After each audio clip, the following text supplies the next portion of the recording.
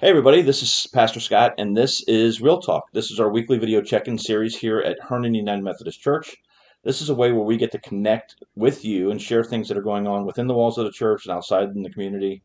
And today I'm really excited. I have Talisa and Mark Ernstmann here, and I have them here because we've been talking about life groups a lot, and with life groups comes a lot of different variables, a lot of different things. They have a life group that I just found was really, really interesting, and I wanted to make sure that you heard about it because I think maybe some of you may not have seen them at the life group fair, and so I asked them to come today because they are doing some great things that I think can be really, really helpful for all of us in our spiritual development. So I'm going to ask Talisa just to kind of give us a brief overview on how this came about, what they're doing, and why this life group can be amazing for you. So, Talisa, it's all Sure. yours. Yeah, thanks, Scott. So, I think that this came about because it's got roots of the work that we do for in organizations. Mark and I both do, management consulting, and we do a lot of assessments with these teams that help the teams kind of think about their collective strengths and individual strengths that they bring. And we started thinking about the application from a spiritual angle, and we thought, that could be kind of cool to really be looking at these different assessments in a way that tells us how we best connect with God. So that's kind of how it came about, our thinking. And it's evolved a little bit. We're thinking of, which assessments might work best for that, but we're excited about it. Awesome. So we're talking about assessments. So there's all kinds of different assessments out there in business. What are some of the assessments that you guys have found will that you can use in business, but also can work in our spiritual lives? Yeah, you want to take that? Sure, there's several, Scott. So Strength Finders is one that we use a lot and we think is applicable. The Myers-Briggs type indicator, which is a personality type assessment, is very applicable here.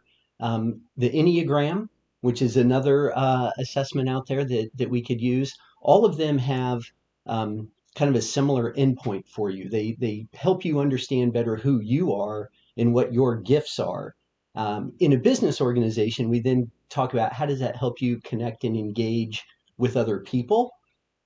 This is going to focus on how do you connect and engage with God and in a spiritual context. Awesome. So I knew you were going to talk about Strength Finders, so I printed my own Strength Finders report that we all have to do when we go into ministry. And so I shared this briefly with you guys earlier.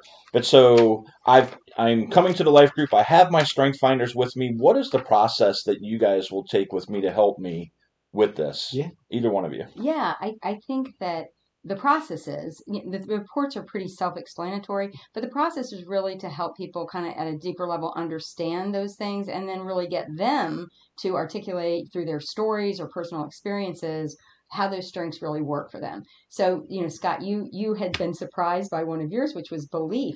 And it's funny because Mark and I thought, well, of course belief, right? So others see us differently than we see ourselves. And I discovered with this particular tool, I came out, one of my strengths is positivity.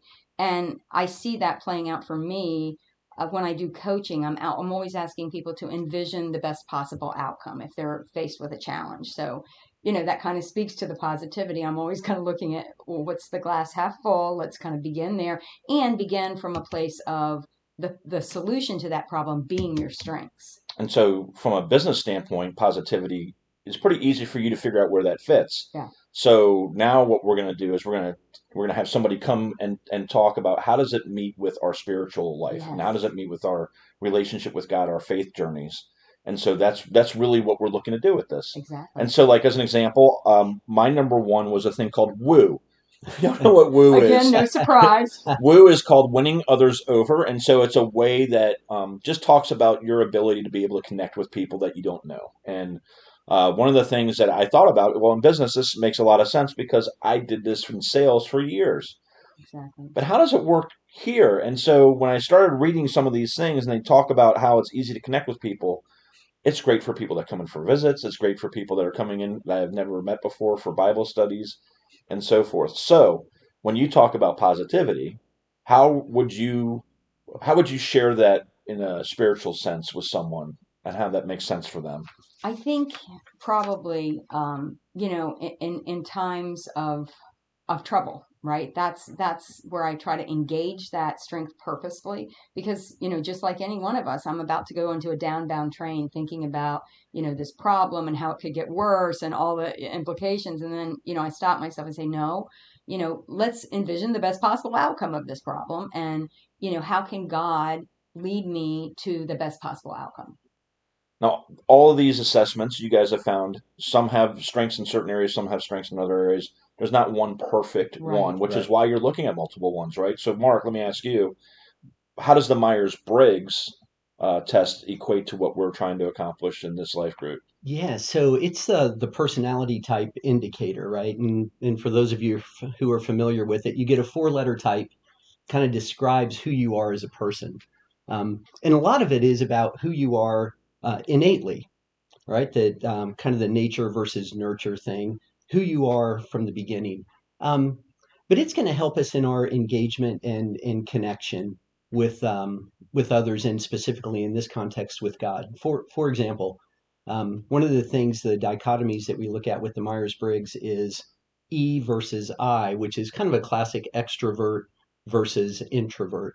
And how it helped me specifically was I'm an E, and I was realizing that with some of the standard religious practices, I wasn't really connecting, right? Because you would go, it was quiet, it was a lot of, Prayer. internal processing in prayer, which is very introvert focused, not so much focused to the E, who is about people and about verbalizing, and things like that. So kind of helped me realize that the best way that I can connect is through other people, right? Through groups just like this, through going to Bible studies, being around other people, hearing ideas, verbalizing our thoughts.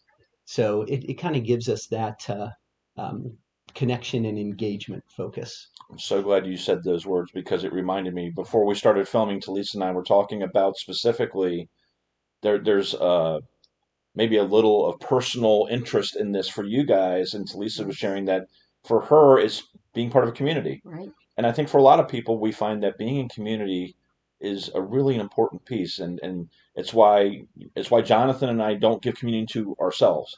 We have to give it to each other because Jesus wants us to be in community. Yeah, So I think some of the side benefits, and I don't know if you want to share more about the community aspect, but I think it's really important that whether you're an extrovert or an introvert, communities can be so important for people. So one other test that we were talking about was Enneagram, and I showed this book. This is a book, and the Enneagram is kind of like the Myers Briggs, but it's a little bit more detailed and it goes a little bit deeper. And this book is great. I got this as a Christmas present for my girls, and it just tells me about all the different things. And I'm a 2 wing 3. If you're the Enneagram, you know that I'm the helper. But what this means is that I have certain types and things that I really enjoy. I have strengths. It also goes through key challenges. It shares with me a prayer for me and the different types of people that I am, and then it gives me key scriptures. So there's some really, really cool resources that we might be able to gravitate to. absolutely. Yeah. Is Definitely. is there anything else that you want to share before we Can cut it? off today? Oh, go ahead. I was just going to say the reason we use multiple assessments is different assessments speak to different people. Yes. So the Enneagram, really has spoken to you. And the Enneagram does go deeper. And it also tells us kind of what gets in the way of our relationship with God, which is also good to know. Yes. So, yeah, that was the only thing I wanted to add. Yeah, and some of these also, like the Enneagram, if you're going to go to the Enneagram Institute and take it, it's $12. There are some knockoffs that you could take online, but Yeah. I always like to go with the authentic one Mhm. because I feel like I'm more accurate that way. Yeah. They're Mark, Yeah. inexpensive. you wanted Yeah. to say one thing? I was just going to make a point about there's this concept of strength-based development, which is where you identify what your strengths are or what your natural behaviors are, and then you focus on using those and getting better with those. As Americans, we are fixated on fixing what we don't do well, Mm, and so kind of another thing we'll focus on here is how do we leverage our strengths even more to get even better at the things that we're already good at. So don't waste time fixing things that you're not good at. You can spend some time there, but let's really focus in on how can we get even better and more effective with those things that we do well. that's really, really important. So I think one of the things I'd like to share with everybody that's watching this Real Talk this week is this is right now we have it set up as a life group. However, if you have your own life group and you're interested in maybe what Mark and Talisa are talking about, invite them in. Let them come in and share with you, and you guys can do an assessment, and they'd be glad to sit with you and share with you what that looks like for you. I think a lot of times we take these, and there's always at least one surprise where I look at it and I go, well, wait a minute, that doesn't, well, I guess it does make sense. I wouldn't have thought that. Mm-hmm. And I think that that will help you in your faith journey. And I think that's so. really what we're trying to do is get that closer relationship, Exactly. not only with community, but with God. Yeah, of course. Yes. So any last words? I don't think so, other than we just really are excited about it and hope that it kind of takes off. Yeah. So if you're interested in talking to Mark and Talisa about either joining their life group or having them come and speak with your life group about what this looks like, you can send me an email. I will get you in touch with them, or you can see them at church on Sundays. So thank you very much for coming. Thank you. It's been a great Yeah. Real Talk It's a this week. pleasure. Yeah. And we'll look forward to seeing you guys next week. Have a great week.